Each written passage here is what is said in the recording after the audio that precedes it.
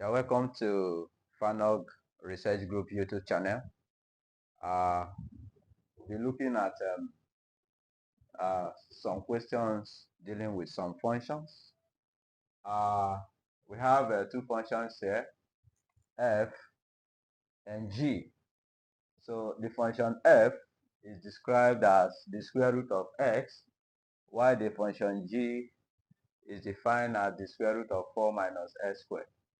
So we want to find f plus g, f minus g, fg, f over g. So these are the problems we want to look at. And to do this, we need to find the domain, the common domain. In other words, we need to find the domain of f intersection the domain of g. We need to find domain of f intersection domain of g. We need to know what it is before we can do this successfully. Of course, for domain of f, f itself is a function that will map up objects from its domain. The domain of f is a subset of R, and the range of f will also be in R. While the g is another function that will map up elements within this domain, which we call domain of g. The domain of g is another subset of R, and of course, the range is also in G. But how do we compute the domain of f?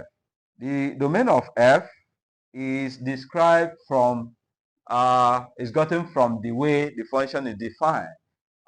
We have the square root of x, and of course, we know that the square root as a function, you must have your x to be positive. In other words, your x must be greater than 0. And then you discover that x greater than 0 takes the positive real line, beginning from 0 to infinity excluding. So you discover that domain of f will be equal to 0, infinity. So that's domain of f. For domain of g also, look at this, the square root of 4 minus x squared. We know that the square root of a number, a real number, must be positive. In other words, 4 minus x squared will be greater than 0. And of course, this will be greater than 0 if and only if x squared is less than or equal to 4. In other words, if you take 4 to the other side, that's minus 4, and then you divide both sides by minus 1 and interchange the inequality, and as well find the square root of both sides. If you find the square root of both sides, you have that the absolute value of x is less than or equal to 2. And this will happen if and only if you have that minus 2 is less than or equal to x. X itself is less than or equal to 2. So therefore, this implies that the domain of G will be equal to minus 2, 2. So having computed domain of G, then you can find domain of F intersection domain of G.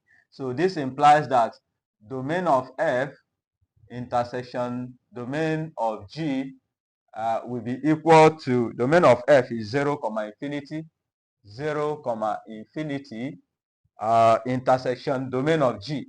Intersection domain of G is from minus 2, 2.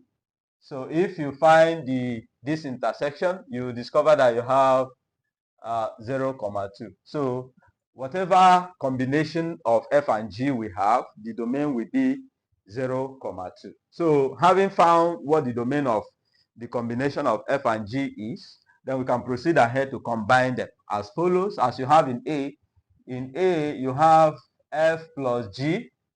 F is described as or defined as the square root of x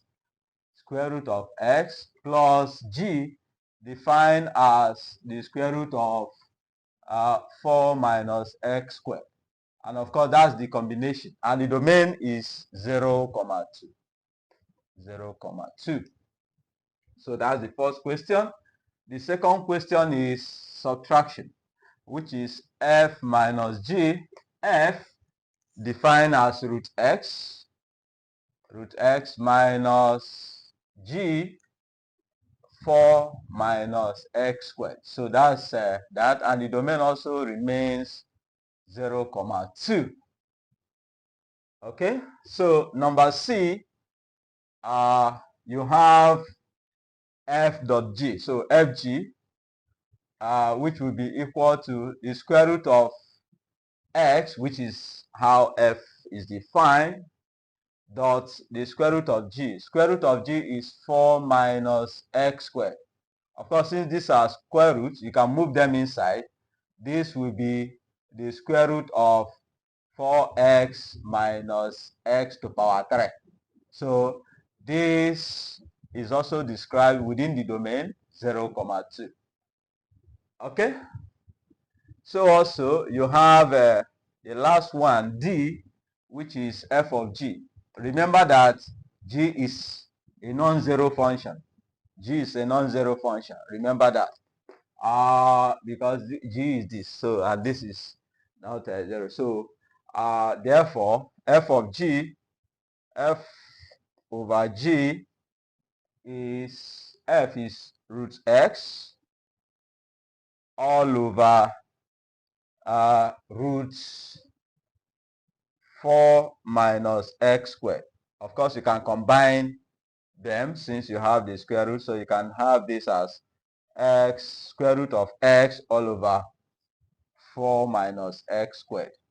Of course, the domain is df intersection dg, which is 0, 2. So those are the solution of our problem. We want to thank you for watching.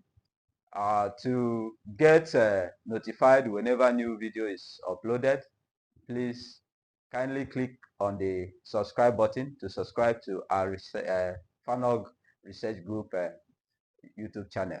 Thank you.